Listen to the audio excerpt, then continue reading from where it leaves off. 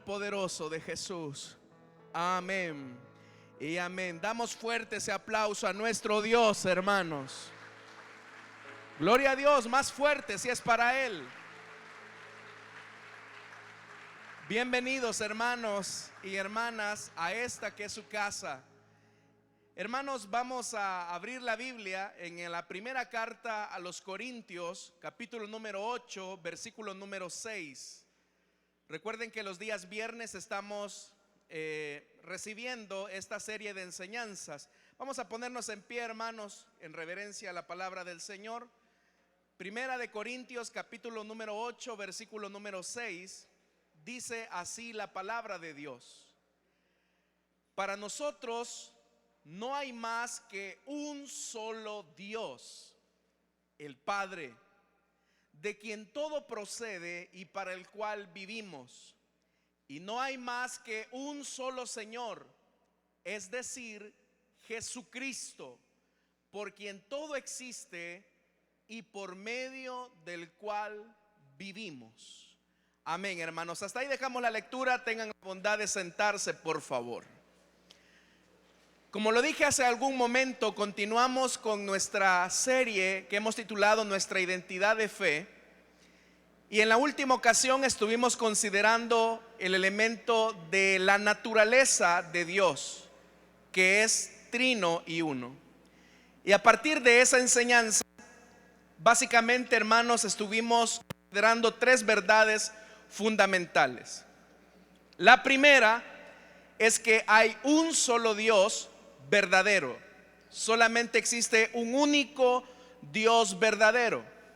La segunda verdad que apuntábamos en esa ocasión es que Dios subsiste en tres personas diferenciables: el Padre, el Hijo y el Espíritu Santo. La tercera verdad que también considerábamos era que cada persona es plenamente Dios. Es decir, que las tres personas gozan de la misma sustancia divina. Ahora, al referirnos, hermanos, a la doctrina trinitaria, hemos hablado de alguna categorización o de un uso de términos que es importante que en esta noche consideremos. Hemos dicho que Dios es trino y uno, y hablamos de la primera, segunda y tercera persona de la Trinidad. Y al hablar en esa categoría, para esa palabra, nos estamos refiriendo a lo que en teología se llama la procedencia eterna de Dios. La procedencia eterna de Dios y su acción en el orden establecido. Por eso es que decimos que el Padre envía al Hijo al mundo. Dicho de otra manera, el Hijo procede del Padre. También hemos dicho que el Hijo nos da a conocer al Padre y nos conduce a Él. La tarea del Hijo es revelarnos a su Padre, y Él da testimonio acerca del Padre. Jesús mismo lo dijo: yo hablo lo que oí decir a mi Padre. Y Él dice que Él es el camino hacia el Padre. También, hermanos, en este aspecto de la procedencia de Dios, hemos de decir que el Padre y el Hijo envían al Espíritu Santo a los creyentes. Entonces, el Espíritu Santo procede del Hijo.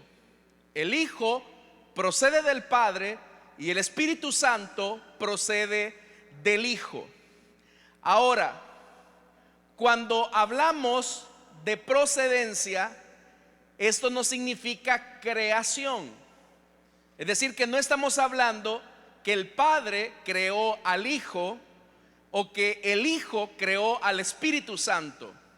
Por eso es que he enfatizado el tema de la eterna procedencia de Dios.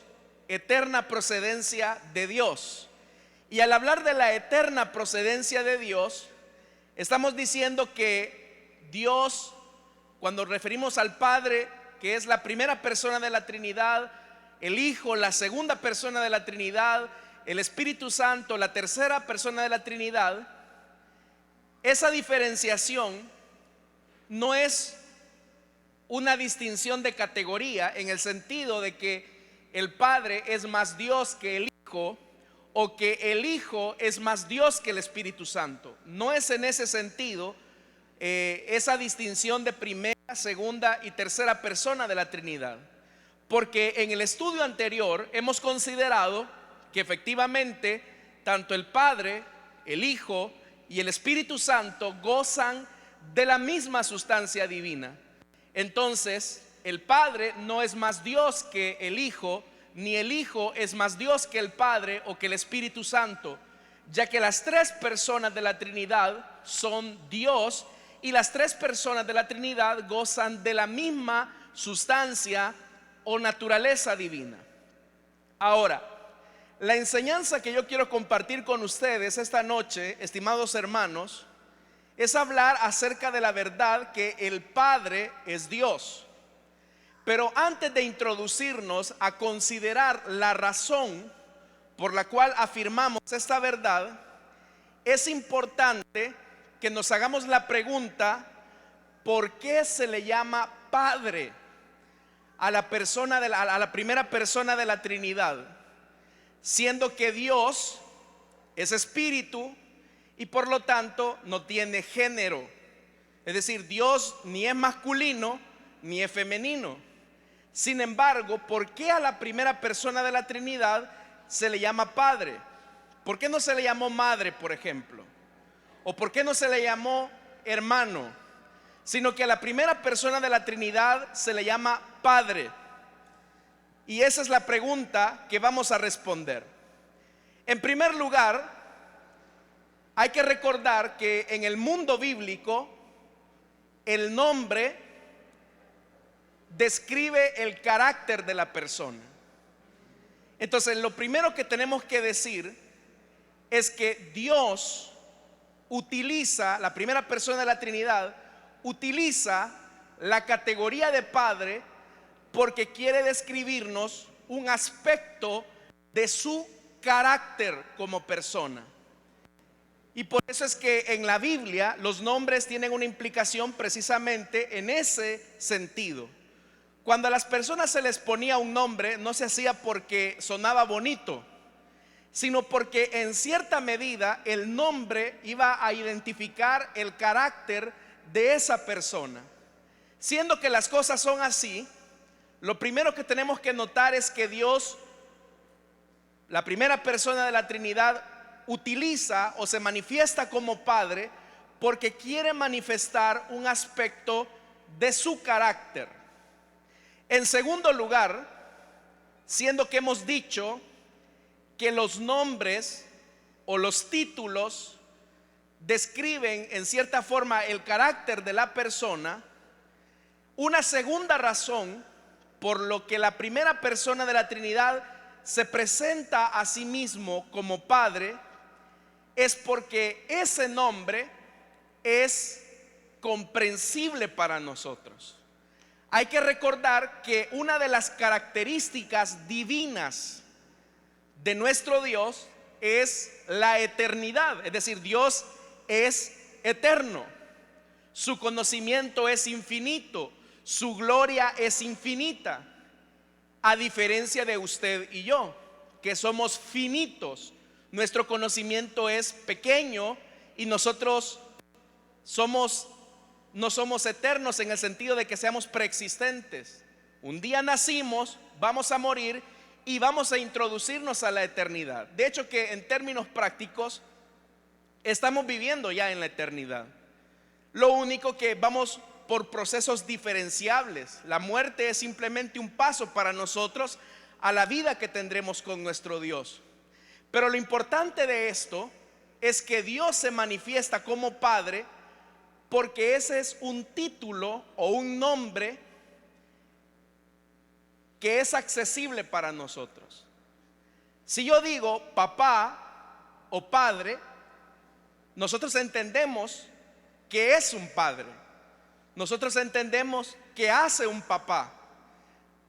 Y por eso es que Dios utiliza ese nombre para manifestarse en el caso de la primera persona de la Trinidad. Se manifiesta como Padre.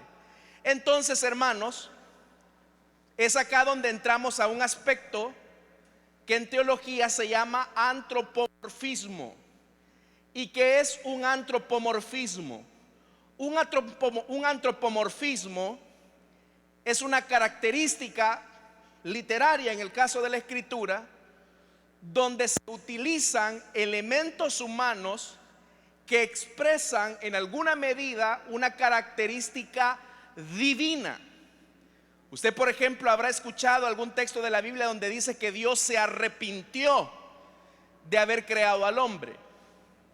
Nosotros sabemos que nuestro Dios es perfecto. ¿Sabemos eso, sí o no? Dios es perfecto.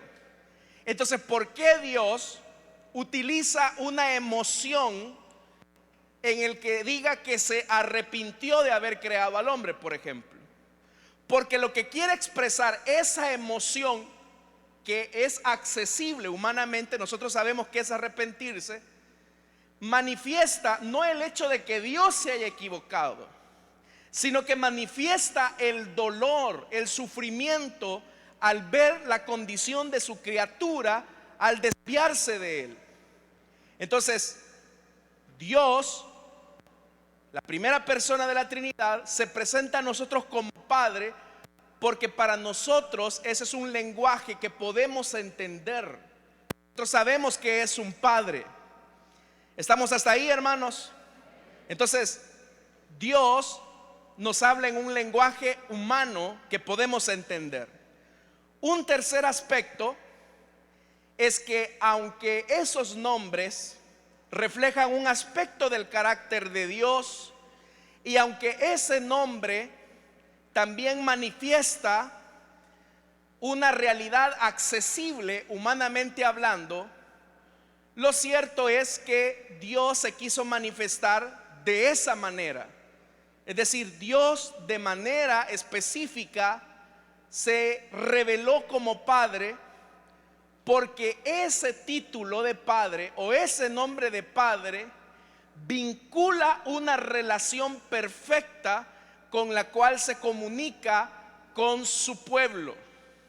Entonces esto, hermanos, nos habla que el lenguaje que Dios utiliza para hablarnos a nosotros es un lenguaje adaptado que para nosotros es comprensible y que podemos, pues obviamente, entender, porque Dios nos transmite incluso utilizando este lenguaje elementos que podemos comprender.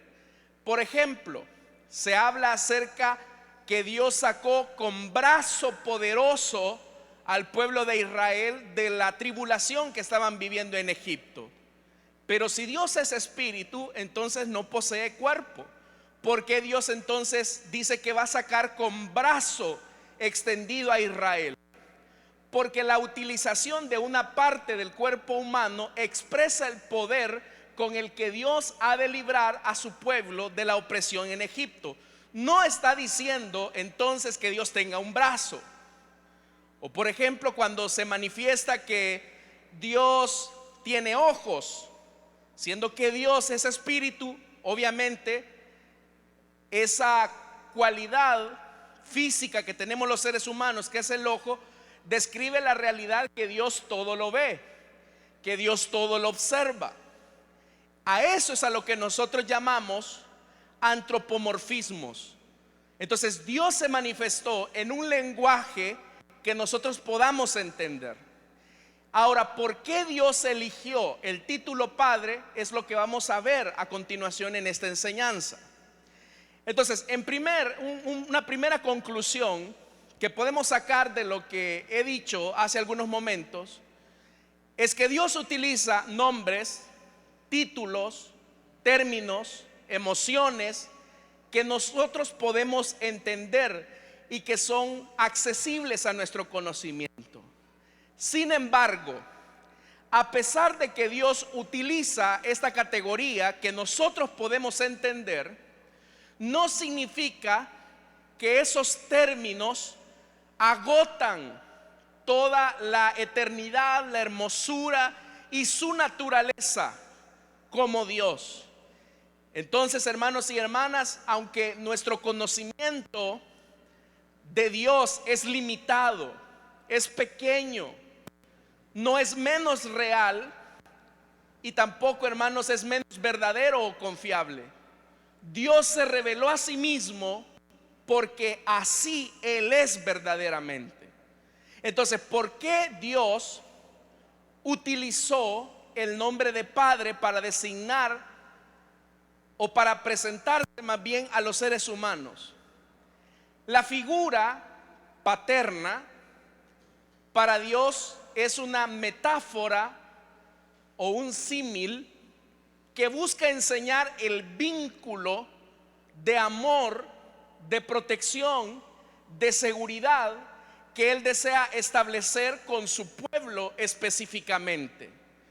Entonces Dios se manifiesta, la primera persona de la Trinidad se presenta como Padre porque Él desea tener un vínculo de amor, de relación y de condición estrecha con su pueblo. De eso, por ejemplo, el libro de Éxodo en el capítulo 4 versículo 22 nos dice lo siguiente. Es el momento en el que Moisés es enviado, recibe la comisión. Vea lo que dice: entonces tú le dirás de mi parte al faraón: Israel es mi primogénito. Vea, Dios está hablando en categoría de una relación familiar. Yo soy el padre de Israel. Yo te he dicho que dejes ir a mi hijo para que me rinda culto, pero tú no has querido dejarlo ir. Por lo tanto, voy a quitarle la vida a tu primogénito. ¿Qué era lo que más Faraón amaba en todo el mundo? Era a su hijo. ¿Qué era lo que Dios más amaba en ese momento? Era Israel. Entonces Dios se manifiesta como Padre porque precisamente Él desea cuidar a su pueblo. Pero también Dios, en un tono a veces muy severo, como leemos en este texto, se presenta como un padre celoso. Y dice Deuteronomio capítulo 32 versículo 6: y así le pagas al Señor, pueblo tonto y necio. ¿Acaso no es tu Padre, tu Creador? Vea, es Dios el que está diciendo: yo soy el Padre de ustedes, el que te hizo, el que te formó. Entonces Dios se presenta con ese vínculo de amor. ¿Por qué Dios se presenta como Padre? Bueno, lo que tendríamos que decir es que el término padre era muy entendido para Israel.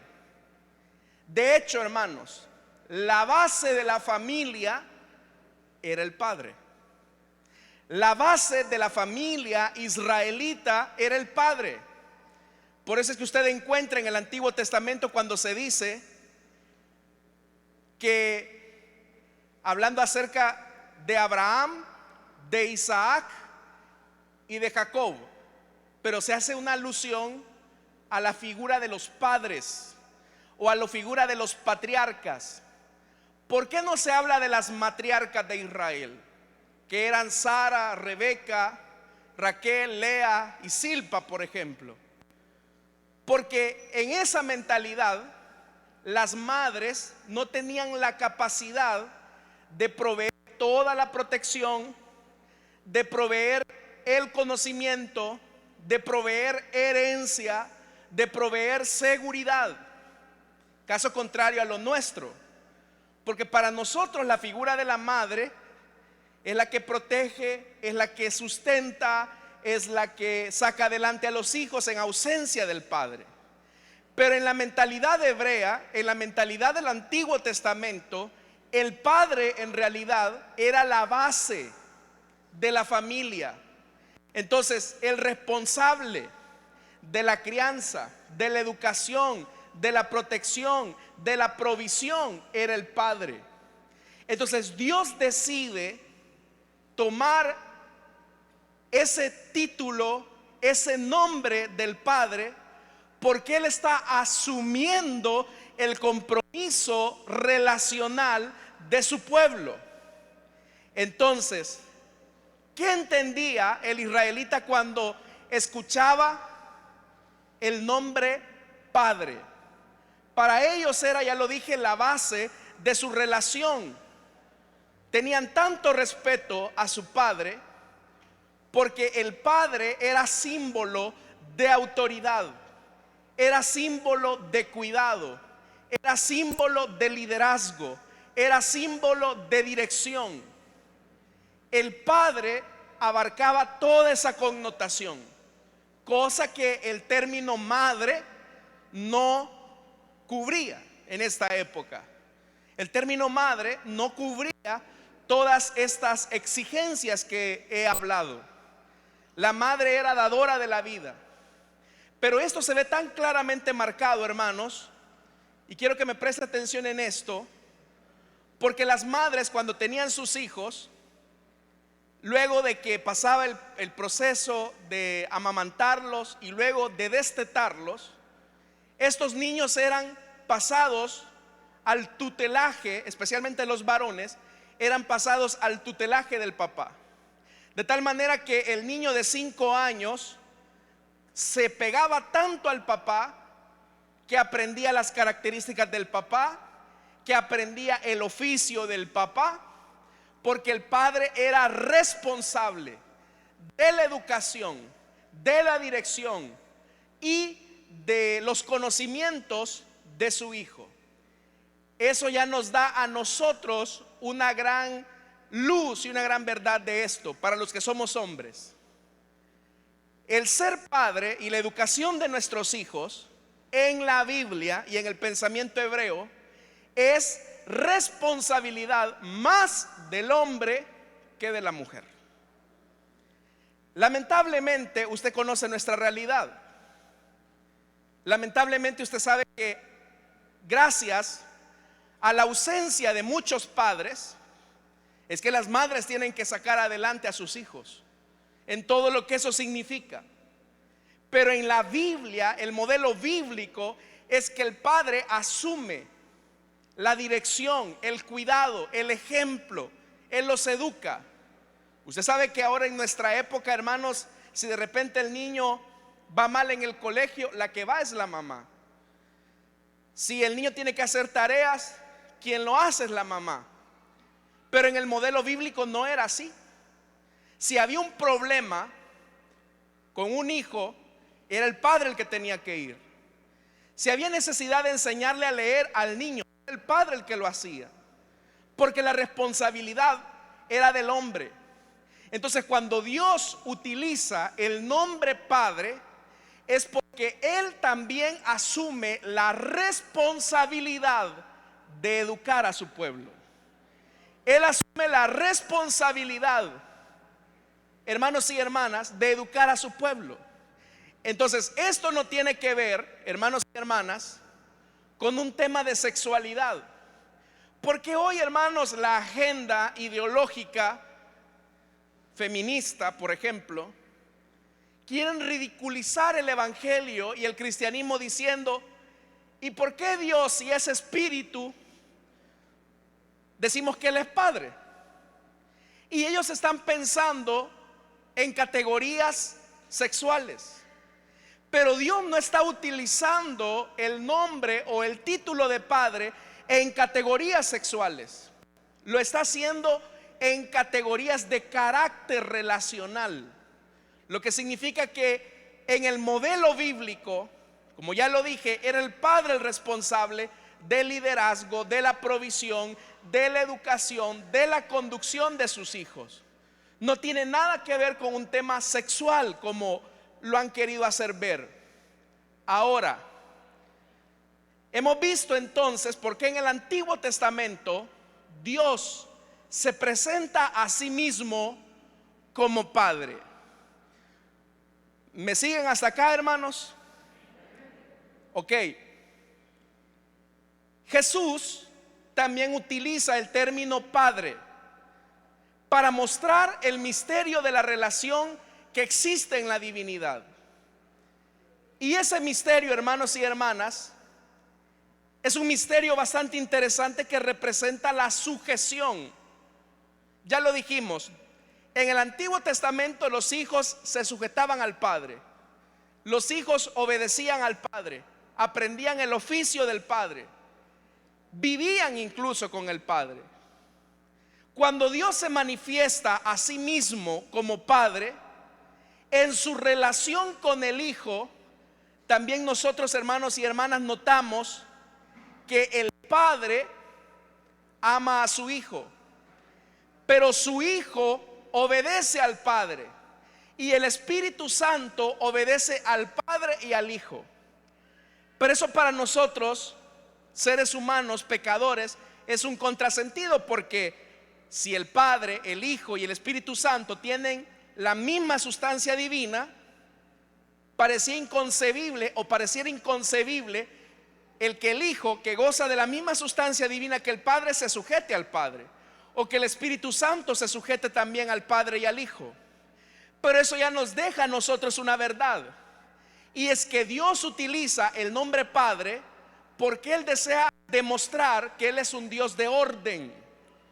Es un Dios de orden. Pero hay un misterio ahí. ¿Por qué es un misterio? Porque Jesús dijo algo en Juan: yo y el Padre, dijo Jesús, uno somos.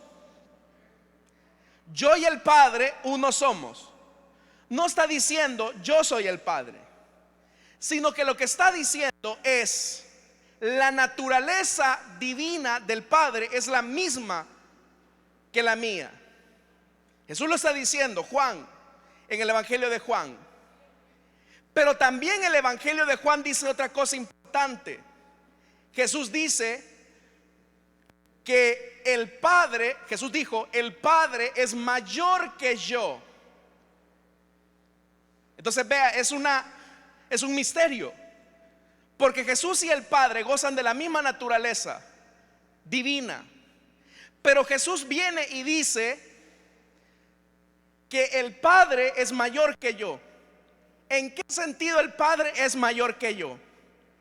En que Jesús reconoce la autoridad del Padre, en que Jesús se sujeta al Padre. El día en que Jesús estaba orando en Getsemaní y decía: Padre, si es posible de ti que pase de mí esta copa, pero que no se haga mi voluntad sino la tuya, es un reconocimiento del Hijo hacia la autoridad del Padre. Entonces Jesús es el mejor maestro por excelencia, porque nos está demostrando que Dios se manifiesta y se presenta a los hombres como Padre, porque Él espera la obediencia y la sujeción de aquellos que son sus hijos, así como el Hijo de Dios. ¿Cuántos hijos de Dios hay acá? Bueno, entonces decía, hermanos y hermanas, que el aspecto de Padre no tiene que ver con el elemento sexual, como algunos lo han querido ver, sino que tiene que ver con un elemento de carácter, con el deseo de Dios de establecer una cercanía con su pueblo. Entonces, repitiendo, la idea de Padre involucra no solo el elemento de la familia. No es que seamos familia solamente de Dios, sino que Dios quiere ser nuestra autoridad. Dios quiere cuidar de nosotros. Dios quiere enseñarnos a nosotros. Dios quiere protegernos a nosotros. Dios quiere sustentarnos a nosotros, porque Él es un buen padre, es un padre responsable. ¿Cuántos hijos de ese padre hay acá? Amén, hermano. Yo no sé si usted se alegra por eso.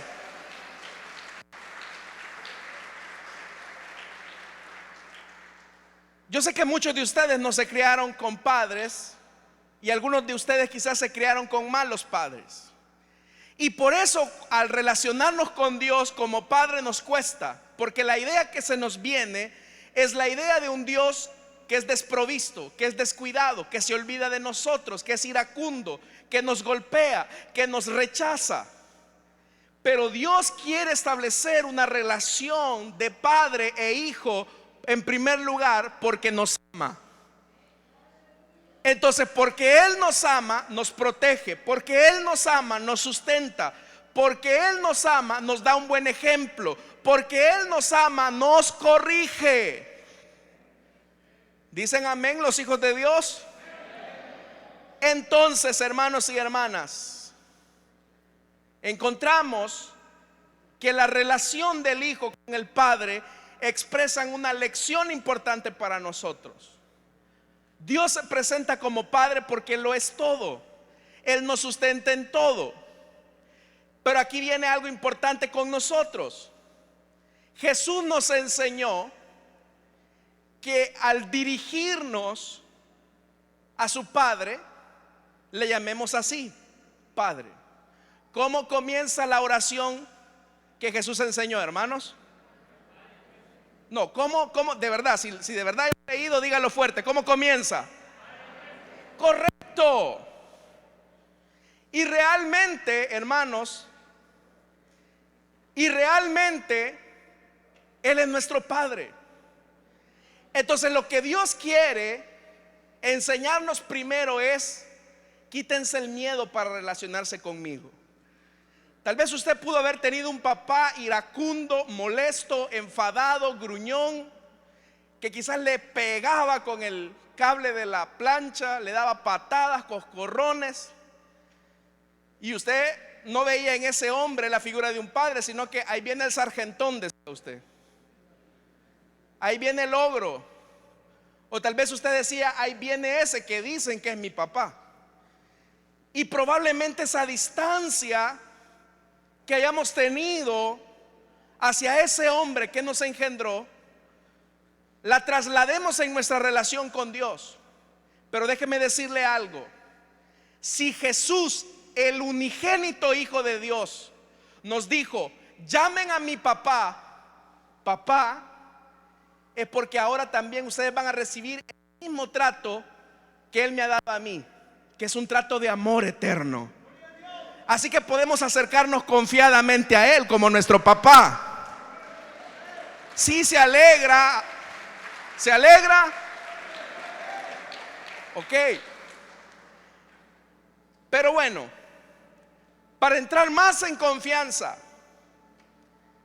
Jesús incluso, porque nosotros hablamos de padre, de papá, de papi y de papito. Jesús, hermanos y hermanas, se relacionó con su padre así como su papá, como su papito. En ese término afectivo, cariñoso, de amor. Pero ¿sabe qué es lo más interesante? Ok, Jesús dijo que podíamos llamar a su papá nuestro papá. Pero ¿será que tenemos la libertad para tratarlo a Él como nuestro papito? Veamos qué es lo que dice la palabra en Romanos y en Gálatas. En Romanos y en Gálatas aparece la expresión Abba Padre. Y eso nos habla de la adopción, en que Jesús un día nos llevó tomados de su mano y dijo: papá, ellos también son tus hijos ahora. Y ahora ellos también te pueden decir a ti papito, como yo te lo digo. Y usted se puede acercar confiadamente ante ese Dios que es su Padre y decirle papito. ¿Por qué razón? Vea lo que dice la Biblia en Romanos capítulo 8, versículo del 14 al 17. Porque todos los que son guiados por el Espíritu de Dios son hijos. No, léalo bien. Son hijos de Dios. Y vea esto: y ustedes no recibieron un espíritu que de nuevo los esclavice al miedo. Porque probablemente para relacionarnos con nuestro papá teníamos mucho miedo. Pero con este Dios podemos acercarnos sin miedo por el Espíritu Santo que mora dentro de nosotros. Y por eso es que dice, sino el Espíritu que los adopta como hijos les permite clamar Abba Padre. ¿Y qué significa Abba Padre? Que yo me puedo dirigir a Dios como mi papito, como el que me escucha, como el que me ama, como el que me sustenta, como el que me corrige, como el que envió a su Hijo amado a morir por mí. ¿Cuántos hijos de Dios hay acá? Ese Dios es su papito y puede acercarse confiadamente a Él sin ningún temor cuantas veces quiera a través de Jesucristo, su Hijo amado. Amén.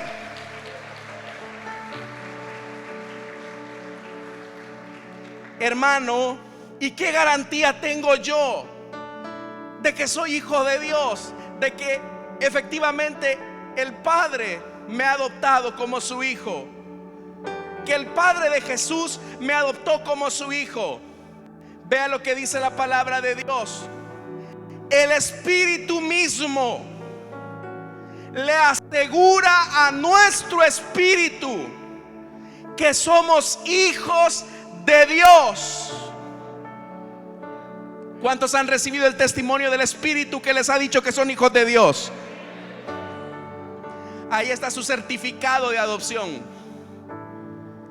Pero la cosa no termina ahí, porque tenemos un Padre que responde por nosotros, que cuida de nosotros, que nos dirige, que nos corrige, que es nuestra cabeza. Pero al ser hijos de ese Padre, somos herederos de todas las riquezas que Dios tiene. Somos coherederos con Cristo. Y vaya que su papá tiene mucha plata, es dueño de todo el universo, hermanos y hermanas. Ese es su papá. Por eso es que usted no es poca cosa. Él es su Padre. Y termino. Porque Él se ha presentado a nosotros como Padre. Ustedes ya son hijos de Dios. ¿Cuántos hijos de Dios hay acá? Dice, Dios ha enviado a nuestros corazones el Espíritu de su Hijo. Clama, Abba Padre. Así que ya no eres esclavo, sino hijo. Como eres hijo, Dios también te ha hecho heredero, dice la Biblia. Hermanos, si esto no les alegra, yo no sé qué más les puede alegrar. Porque el ser hijo de Dios es una gran cosa, hermanos. Es el mejor título que hayamos podido recibir, porque grande fue el amor del Padre al enviar a su Hijo a morir por nosotros. Así que acérquese, siéntese en las piernas de su Padre. Dígale: papá, yo me siento triste, me siento débil, y en mi debilidad yo te pido que me ayudes. Y ese Padre tan amoroso es capaz de enjugar toda lágrima de nuestras mejillas. Yo no sé si usted se alegra por eso, pero yo sí me alegro, porque el Espíritu me dice que yo soy hijo de Dios, aún no mereciéndolo. Amén, hermanos. Es una gran cosa ser hijo de Dios. Es algo que no cambiaríamos por nada, al menos yo no. Hermanos, cualquier otro título pasa a segundo plano, pero el ser hijo de Dios, el que el Dios eterno se haya fijado en mí, que algún día su nombre, mi nombre estuvo en su corazón y en su mente, eso a mí me inunda de gratitud a Dios.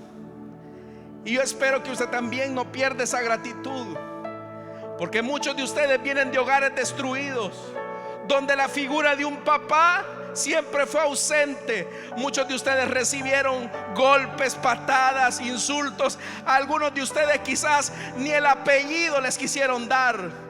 Pero déjeme decirle algo: hubo uno que le dio el mejor de los apellidos, el ser llamado hijo e hija de Dios, hermanos y hermanas. Es el mejor título que hayamos recibido.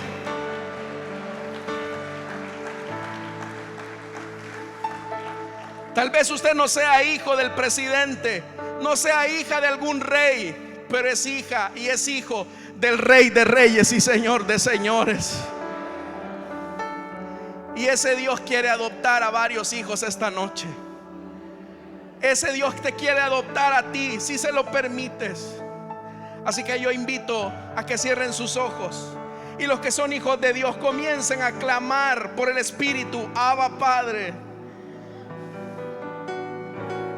Gracias por amarnos, Señor. Gracias por adoptarnos.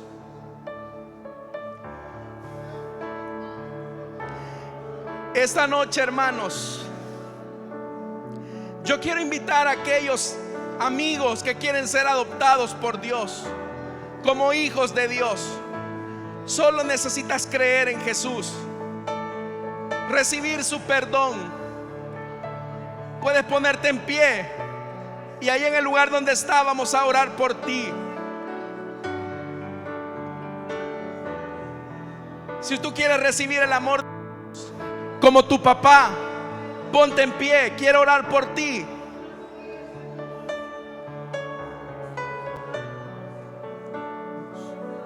¿Hay alguien esta noche que quiere ser adoptado por Dios? ¿Quiere ser adoptada por Dios?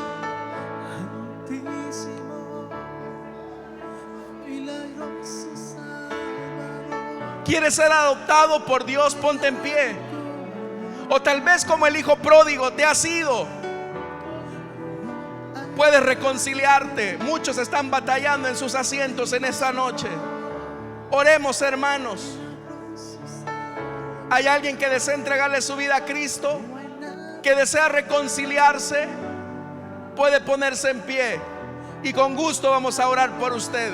Y recibe el amor del Padre, el amor que quizás no recibiste de un Padre terrenal. Dios te lo desea dar. Vamos, no te quedes llorando en tu asiento. Vamos, recibe el amor de Dios, que envió a su Hijo unigénito. Ponte en pie, que la pena no te mate, que no te quite la oportunidad de recibir el calor de un Padre que te quiere abrazar, que te desea recoger y que a partir de ahora va a ser responsable de ti. Te va a cuidar, te va a proteger, te va a educar, te va a instruir. ¿Hay alguien?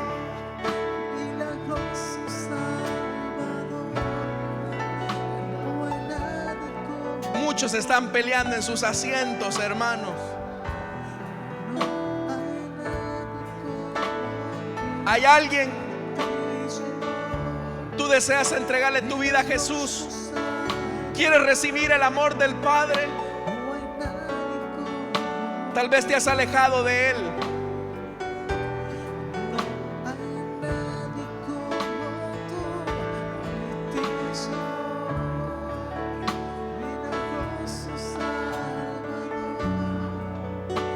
Cierro esta invitación ya, pero invito a la iglesia, a los que son hijos de Dios, a que se pongan de pie por un momento y comiencen a hablar con su papá. Dígale: papá, aquí estoy. Tú eres mi padre, tú cuidas de mí. Levante sus manos y dígale: papá, aquí estoy. Aquí estoy, Padre. Gracias por amarme. Gracias por amarme como lo has hecho. Gracias por adoptarme como tu hijo, como tu hija. Yo no lo merecía. Yo no lo merecía. Pero me has hecho heredero de todas las cosas con Cristo. Altísimo, milagroso Salvador, no hay nadie como tú. No hay nadie como tú. Un momento más, hermano, ya casi nos vamos. Ya me pasé de la hora, pero este es un momento especial.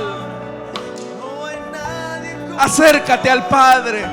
Acércate al Padre esta noche. no hay nadie como tú. Trae ante Él tus necesidades, tus peticiones, tus frustraciones, tus tristezas, tus debilidades, y dile: papá, tómame en tus brazos en este momento. Oro por aquellos que están escuchando a través de la radio, los que están siguiendo esta transmisión. Reciba ahí donde usted está el amor del Padre.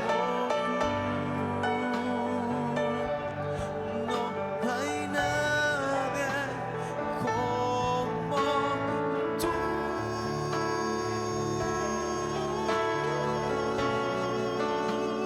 Digámosle ese fragmento de esa alabanza al Señor como un reconocimiento que Él es nuestro Padre.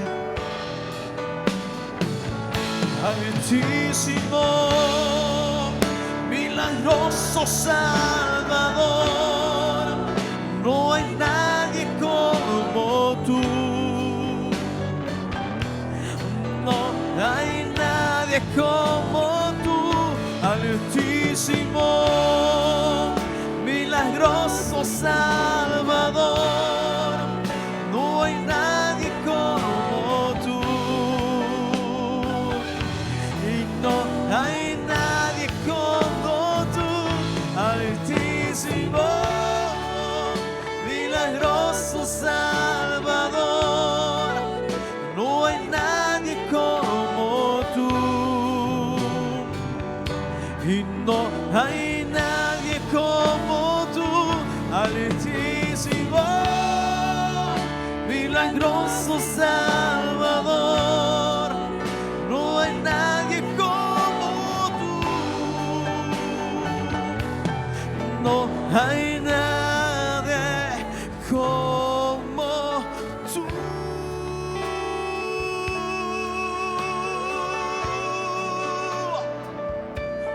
No, no hay. Gracias, Señor. Gracias, Señor. A ti sea toda la gloria y el honor, hoy y siempre.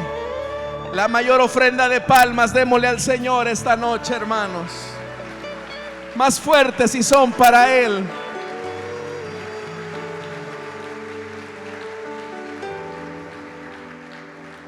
Bendito sea el Señor. Así de pie vamos a orar, hermanos, por nuestras ofrendas y nuestros diezmos. Vamos a pedirle a Él que Él bendiga. Padre que estás en los cielos, gracias te damos, Señor, por este tiempo. Y gracias también te damos porque nos permite ser parte de tu obra.